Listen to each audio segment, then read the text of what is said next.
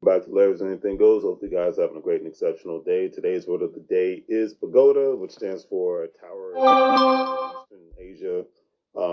It's usually with roofs curving upward at the division of each several stories and erected as a temple or memorial.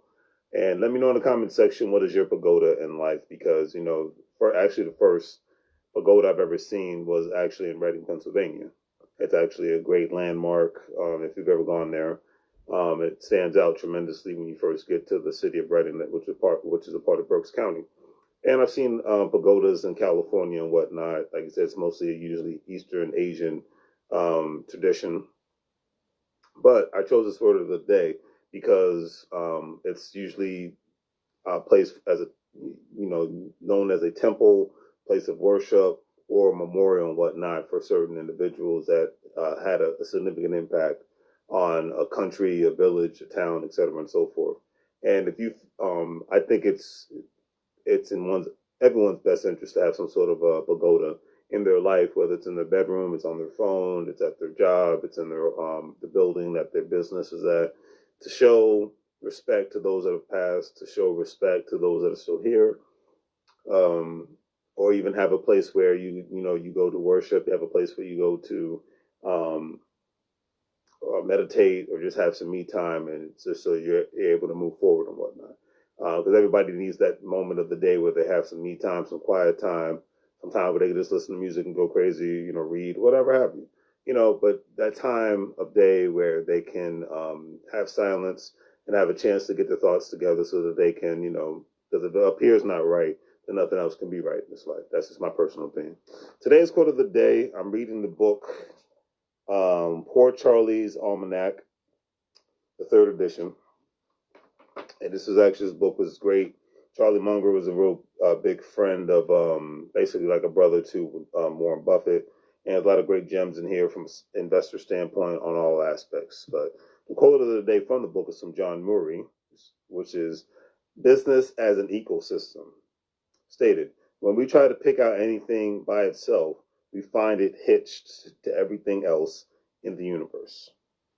And I will also read the other aspects that are related to the quote. But before I do that, I'm going to analyze the quote itself from John Murray. When we try to pick out anything by itself, we find it hitched to everything else in the universe. And I couldn't agree with that statement more. I really agree with that, because,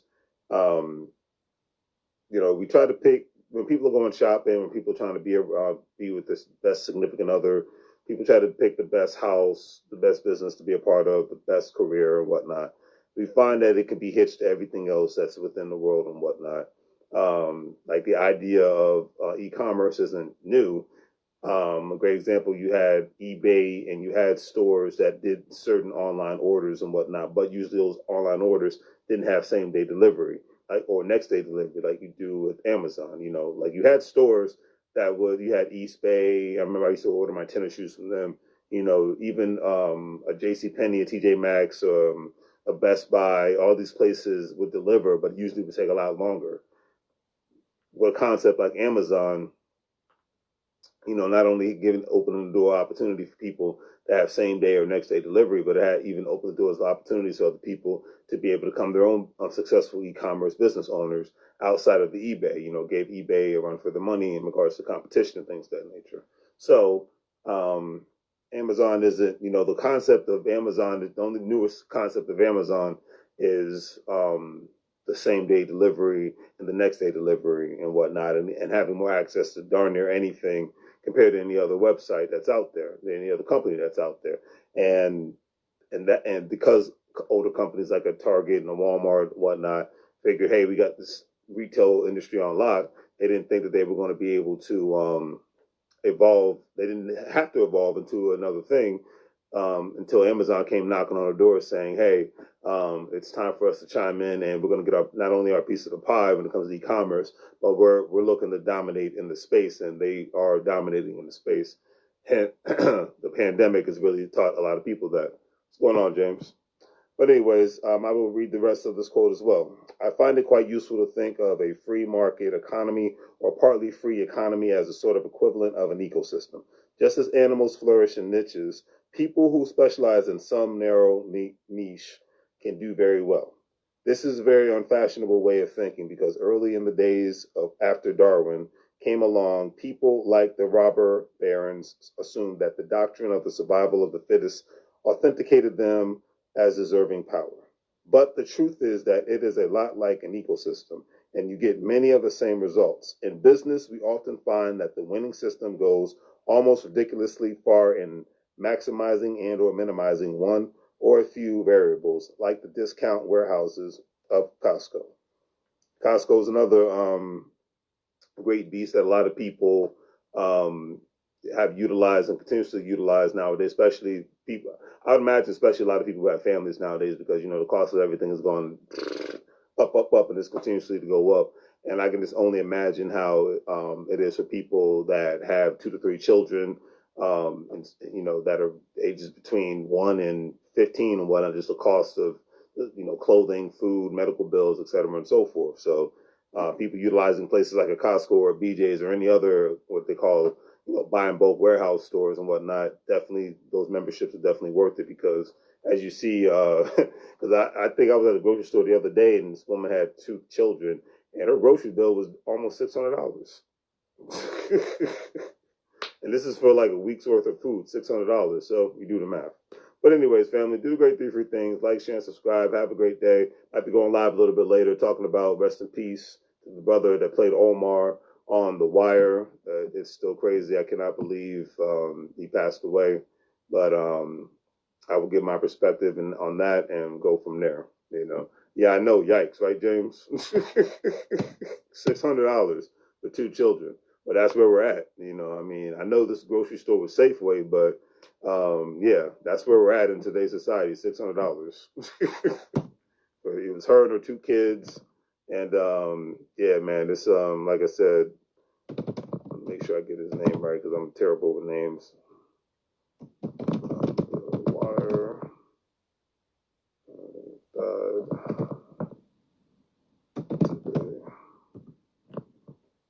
Yeah, Michael K. Williams. Yeah, so rest in peace to Michael K. Williams. Sad to say that he passed away. First thing I ever saw him on was Omar. I played Omar on The Wire. And matter of fact, I'll just do this now. And yeah, first thing I saw him on was The Wire. And, I remember he played Chalky on the show Boardwalk Empire. I remember he kicked the crap out of Chris Tucker on the movie I Think I Love My Wife. Michael K. White, great actor. 54 years old, man, and apparently he died of a drug overdose, unfortunately. And he will be missed because the saddest thing is I remember it was like a year to 2 years ago. It was either the beginning of the pandemic or right before the pandemic. He was talking about hey, he's going through rehab. He just bought his own studio in New York, and he was actually creating his own movies and shows and things of that nature. And he's actually had his own school so that he could mentor other actors and actresses and things of that nature. Yeah, it's crazy, right, James?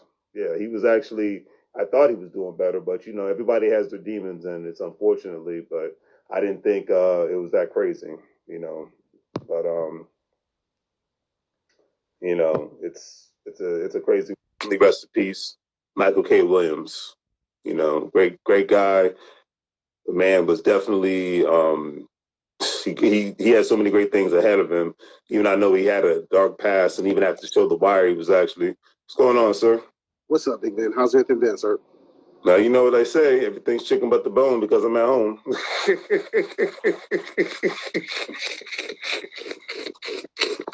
Things like that, I miss you. Well, I miss the good energy that you bring to the table as well, bro. Trust me.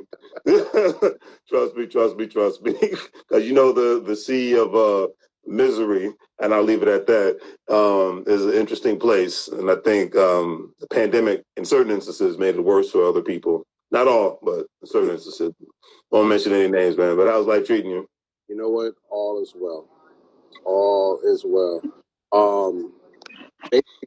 Speaking about your conversation, what was that piece that you were reading? I missed the very beginning of it. Oh yeah, because it's from this book called Charlie Almanac. Okay. I don't know if you can see it. I know with the filters are kind of messy, but anyways, when you come back to Earth, then you can let me Yeah, but he's well, you know, I'm trying to be like Elon Musk. I'm trying to be out of this world.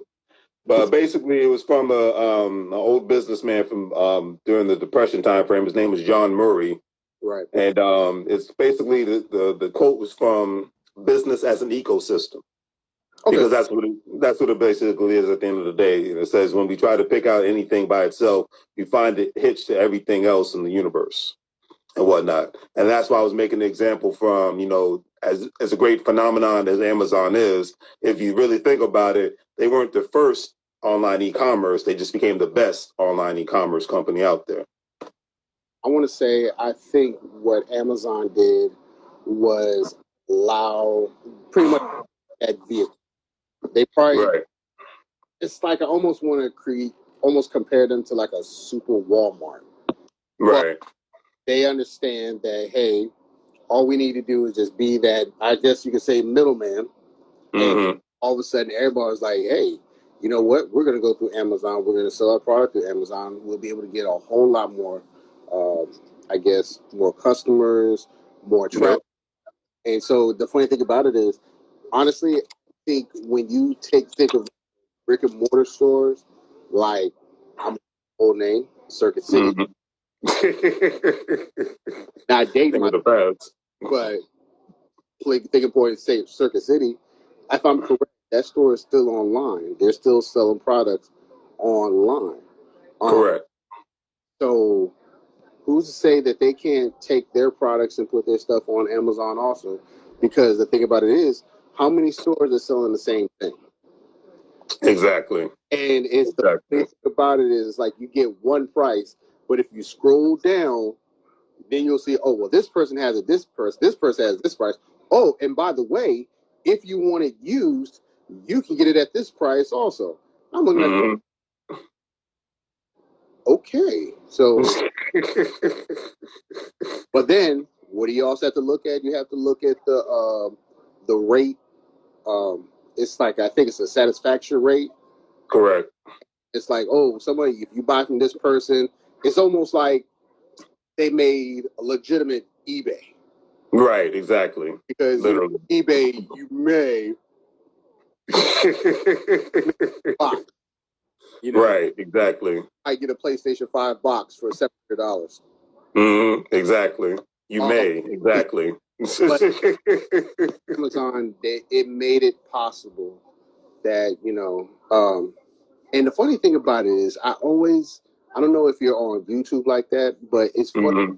These people have made all this gargantuan amount of money. I always, you know how they always show the commercials between videos or whatever like that. They always talk about, oh yeah, well, if you follow me or if you take the next 5 minutes, I'm gonna show you how to make millions of dollars the same way that I did. And open up an eBay store, or open up a Amazon store and this, that, and that, and this. And I'm looking at them like, yeah, okay, let's hear it's not one of those things I'm just like, hey, I want to sell your product or I want to sell your product, you know what I'm saying? But right. It's really interesting because right now, the main thing, and I commend you for this, and two things I want to say. Getting my mind actually trying to, I had two ideas about it, but getting one, having multiple streams of income. Right. But you put up a picture a while back about a person that was rich and poor. And the person that was rich, yeah, it seemed like on his whole outfit maybe came together probably about a total maybe about $350. Right. The person that you considered poor was probably I'll say about 2,000, because of course he had the Gucci belt, which is like 400. And this had like maybe I'll say a Gucci shirt, which may be like 475, 550, and things like that. And I'm looking at this, and I was just like, okay, I'd like you to get more to that, because of course, name brand is name brand, and right. About it is, and I praise God, I had the opportunity to get me a pair of Timbs. Right. You know, I was walking holding this bag like, this is pretty cheap. Now, and the funny thing about it, I almost thought about, I think it was Jay-Z that said that if you can't buy two of them, Mm-hmm. you shouldn't buy one. And Basically. I praise God, I'm at the point that, yes, I could have bought another pair of Timbs and I could have bought these other things, but at the same time, you know, like, and, you know, years ago, this guy was like, you know what you need to do? Get your money in cash. If you get your money in cash, as soon as you spend it, it's like a little part of you hurts. Like you get $20 and you might need to get that one cup of coffee, and it's like, oh, it's $2.50. Like, oh, oh. Well, let's just put it in perspective like this, and it's unfortunate. Everybody's guilty of this, but it's the worst with the African American community. Most people don't understand the principles of money. I'm not even just going to go with wealth. They don't understand how money's really supposed to work outside of living off of it. Like when somebody says, yeah, just get everything in cash. Well, that's where a lot of people have been playing the game wrong. Okay. So a lot of people are scared of credit, but they shouldn't be scared of credit. If you spend money you already have, you put it on a credit card, you get crazy things called airline miles and cashback reward cards. Yeah. You know, there's so many ways for you to make your money work for you, even outside of the stock market. So credit cards is another great way. Okay. And if you're going to spend the money anyways with your debit card, why not just use your credit card, get the air miles, get the cashback reward cards and whatnot. And in some certain instances, allow your rate to go up. So if something crazy happens, you know, like a broken water heater, a roof leak, and something happens with your car, you can put it on your credit card because you got a $20,000 limit. See, people don't think about these things. Okay, and then another thing to add on to that, the multiple streams of income, it's a must. Having real estate, it's a must. Because they've already put out the article, by 2050, African-American wealth is going to be at zero if they don't start looking at money outside of the 40-hour work week and having a nice car, overpriced car, and overpriced house. If you don't pass down assets from a business perspective, from a real estate perspective, and then even go even deeper, from an insurance perspective. I've just learned recently how people can utilize and actually build wealth off of a life insurance policy known as a whole life insurance policy, where they could still ensure that their family's taken care of if something unfortunately bad happened to you, me, et cetera, and so forth. However, if you pay into this policy, and I'm not giving out financial advice, people, so if you watch and do your research, don't just listen to Larry. But anyways, you pay into an insurance policy every single month, and after a couple of years, an insurance policy, they call it personal banking.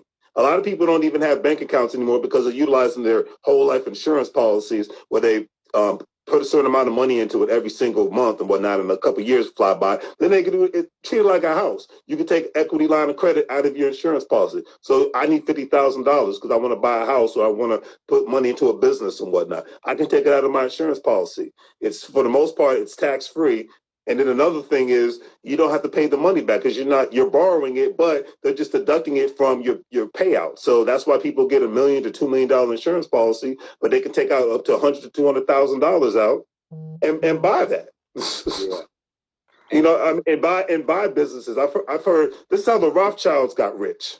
This is how they built their wealth via whole life insurance policies. Wow. Heck, people like Mitt Romney, Donald Trump, Barack Obama, all these rich people, they utilize whole life insurance policies because it's the one thing that it's like a 401k, except you don't get tax deduction when you take the money out before you're supposed to. Right. We don't. The demise of people in the U.S. is going to be the people that are not talking about money. And I'm not talking about our sports fans. I know you're big sports fans, but if you put money on the same level as much as you love your football team, you're going to be a winner. You're going to win with your football team, and then you're going to win with your money team. You know, so then you can rock your money colors just like you rock your team colors. That's all I say to people. Put that same amount of knowledge into learning about money so that you can play the game, because the problem is you're going to have more poor people and the homeless population is going to quadruple unless everybody's just going to be on welfare. If people don't start playing chess, because people have been used, because the school system teaches us to play checkers, get the good job, get the career, pay into your 401k, buy the house, get the car note, have the family, and outside of that, don't do anything. And a guy that owns 7-Elevens throughout Prince William County, 7, he had a conversation with me the other day. And he says, why does African Americans lose their minds over every single election? I said, well, what do you mean? He said, I'm not trying to be an asshole or nothing like that. He said, he said, why is it that you got? He's like, I'm not even a U.S. citizen because I don't know this guy from Adam. He's like, I've been here as a legal resident for X amount of years, but I own. This is my 7-Eleven that you're in. I own 7-Elevens. I've never voted a day in my life. I don't care who's in the White House, the State House, or the Mayor's house. He said, me and my family have been playing the money game. That's the American dream right there. But everybody's trying to sell you guys on voting. I was like, you know what? That's a good question. I don't know. Message. I mean, it's just deep. My man said, I don't care if you're a Republican, Independent, or Democrat. He said, Republicans and Independents and Democrats buy from my store all the time. Because at the end of the day, you still got to come to me. Exactly. You want that cup of coffee. You want that cup of coffee, you need those cigarettes, you want the donuts or whatever, you want them nasty Jamaican beef patties that I don't know why anybody would eat that, but you know, I ain't eating from 7-Eleven. I got to go to a real Jamaican spot. That's just me. My family's from up north. You know how that goes. So I'm used to the real deal if you go to Jamaica, Queens. But I mean, that's just what, and I'm not acting like, hey, I'm learning something new every day, but I'm just saying the people that are going to lose in the United States in the next 20 to 30 years are the ones that are playing checkers, the ones that are just doing what society's telling them to do. So, like you said, those commercials, some of them are real, some of them are fake. You can't be a millionaire if you sell on Amazon, but they don't tell you how much you got to hustle. They don't talk about the work aspect of it. You got to have your warehouse. You got to have a public storage. You got to have all this stuff in stock. You got to constantly get those orders fulfilled. If you build up to one point, then you got to get the virtual assistants. You got to build a team. It ain't no one-stop shop. And the funny thing about it, that was the one thing I wanted the whole time. And that some cats were, oh, well, yeah, I'm hopping out of this new Lamborghini and I just got this big, condo or super. You must be talking about Ty Lopez. Hey, how are you doing this? There's got to be some. Oh, and by the way, I don't have any product. I don't do any kind of selling, and I don't wipe my butt. And, and I'm looking at this like, how? And the funny thing about it, like I said, when you look at everything that they're showing, and I'm still trying to figure out if you don't have, by the way, no product, right? Somewhere along the way, you may be kind of, sort of, maybe supplying some type of service, right? But yet you got all of this, and I'm looking at them I'm like, okay, maybe they have a glitch in the matrix that they know about, and this is where we are, right? But all in all, the thing that you was talking about, the insurance, because if I'm correct, I need to find that interview, because I remember when you was talking about buying insurances, that's, if I'm correct, that's how these banks are getting their money, because it's just like, yeah, oh, by the way, you put your money into the bank. What do you think the banks are throwing their money in? They're throwing in insurances. And insurance and investment. What is it? FDIC? Yeah, they're the ones that insure the banks. Yeah. Exactly. So who do you think the banks are giving that money to? Oh, by the way, it's your money that they're getting a greater percentage than you're putting in there. You're like, oh, I got 0.005% on $2,000. I get to wait 12 months for it to actually hit my account. Well, I mean, that's why at the end of the day, the banks are going to invest your money. So why don't you figure out a way to invest your money? You have to be a part of the investment culture. The ones that aren't are the ones that are going to lose. It's just what it is. The banks, See, here's the thing. I'm not mad at the bank's hustle because it's a legal hustle. You know that old saying, what was his name? Booker T. No, hold on. Remember the rapper, the wrestler saying, don't hate the player, hate the game? Oh, yeah.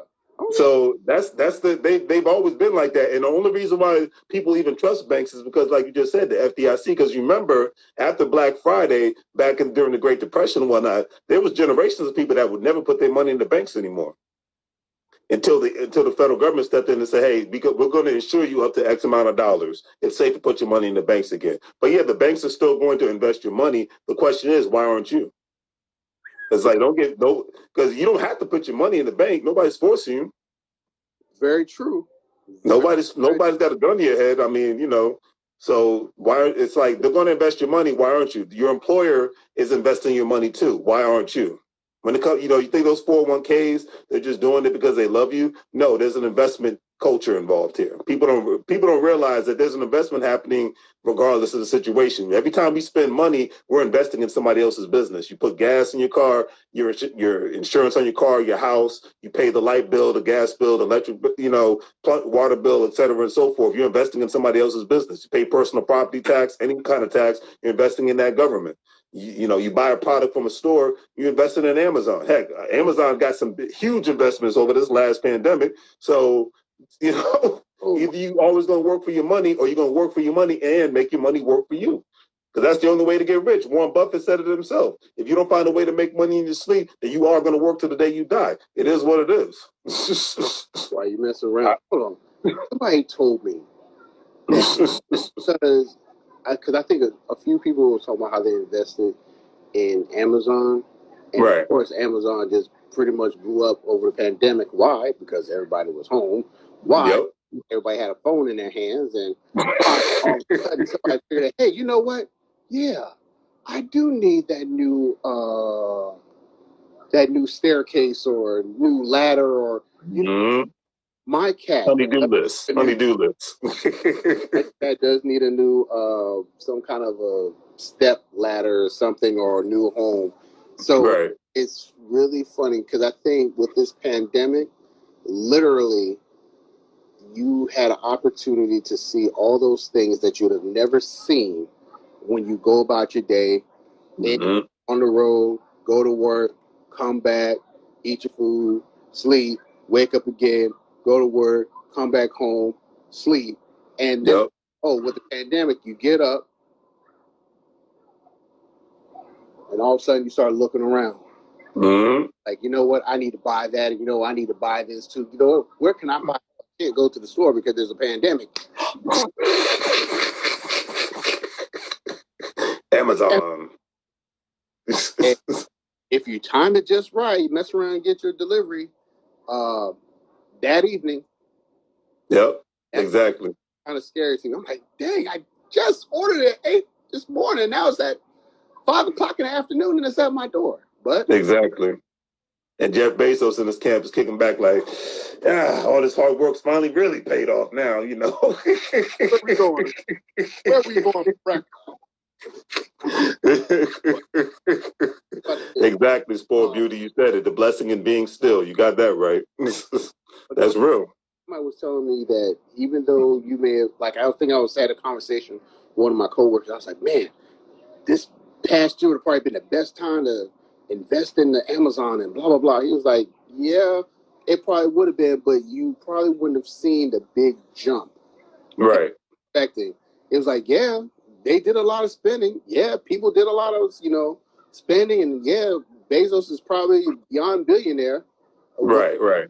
How much would you have actually seen that in the stock? You know what I'm saying? Well, yeah, the stock market game, that's the long game. Unless you're a professional trader, like it's I'm a buy and hold kind of guy when it comes to stocks and whatnot. Right. You have to be a professional trader. You have to be, you have to be trained, one, and then two, you have to, it's a skill set that you have to learn like on the job, basically. You got to take some losses and you got to go from there. But, but like you said, that's great example. It's like, I look at the stock market, insurance companies, from whole life insurance companies, like even businesses. I look at it from a perspective in regards to real estate.